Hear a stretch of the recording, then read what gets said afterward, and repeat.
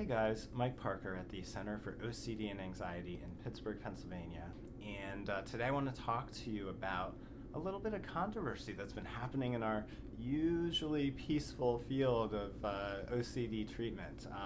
We've been skating along for a long time using ERP and ACT and really relying on these treatments and relying on the fact that there really have been some of the most successful mental health interventions out there, and feeling really good about that. But there's a new treatment approach that is gaining more prominence. It's called Inference-Based Cognitive Behavioral Therapy, I-CBT, or Inference-Based Therapy, IBT, both names being used. It's the field is so in flux we can't even decide what to call this new approach yet. But you'll see those two terms. And what this new approach is suggesting is that some of our current assumptions might be wrong, to the point that maybe they're not helping, some of the people out there that need help. And so one of the things that I-CBT is bringing into question is the nature of OCD as resulting from intrusive thoughts. And so much of the current understanding of OCD is that you're walking around, and if you get suddenly you get an intrusive thought that you don't like, it's unwanted, it's scary, it's unsavory in some way, and you just have a strong response to that thought. You want to get that thought out of your head, and so you do a ritual. So let's just say you have harm OCD.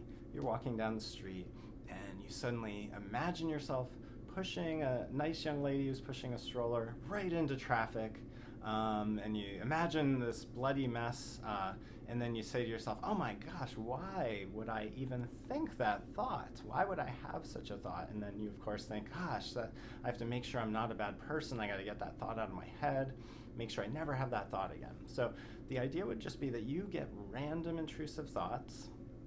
You get thoughts like this. People without OCD get thoughts like this. And the only difference is if you've got OCD, you just react a little too strongly to your intrusive thoughts. You have, for whatever reason, a dislike of certain thoughts, and so you've ritualized to get those thoughts out of your head.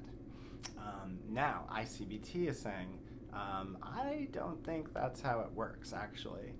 I-CBT is suggesting that the problem when you have OCD is that you're susceptible to certain reasoning strategies, unhelpful reasoning strategies. And these strategies take you into your imagination to figure things out. You're very susceptible also to just going into your head and using your imagination. And they take you away from the present moment. They take you away from sensory information that's happening right now. And so that's the problem when you have OCD. And because of that problem, you develop some unhelpful beliefs. So you develop a belief in yourself that there's a core doubt about your goodness, or a core doubt about your responsibility or your trustworthiness, something like that. And so because you've reasoned yourself into this horrible fear, I guess you could say, about yourself, or belief about yourself, you walk around with that belief. So I am an irresponsible person, and any day now the other shoe's going to drop, and it's finally going to, calamity is finally going to result because I know this thing about myself. I'm just not good. It's going to be revealed someday. I'm just out to hurt other people. It's going to be revealed. I just don't care. I can't be trusted. And then, so you don't even trust yourself. And so you doubt everything you sense, you doubt even what you think and what you believe. And that's basically how I-CBT says OCD works.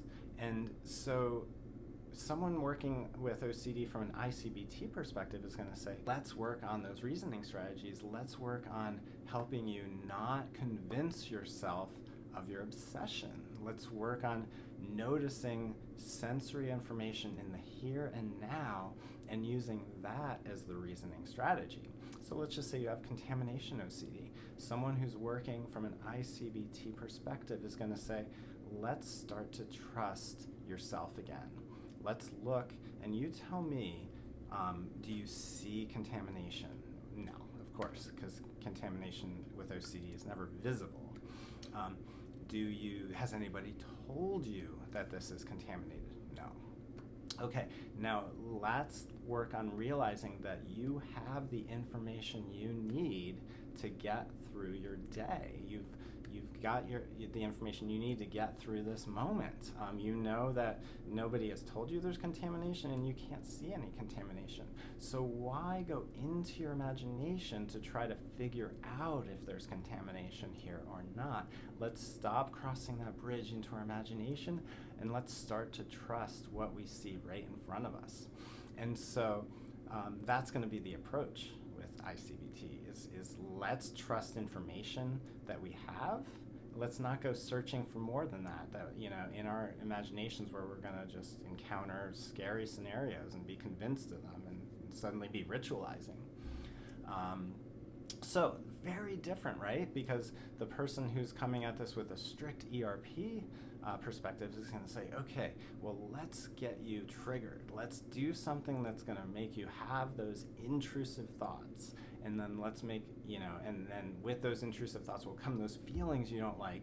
And let's just sit in that situation and let's see how you don't actually have to do anything about your thoughts and feelings. And eventually your feeling will pass if you stay in this situation long enough and don't avoid and don't ritualize. So there you have it. Those are the two sides of this debate, for lack of a better word. Really interesting, really fascinating stuff. It's hard to necessarily take a side completely, right? Because, people have been so benefiting from ERP.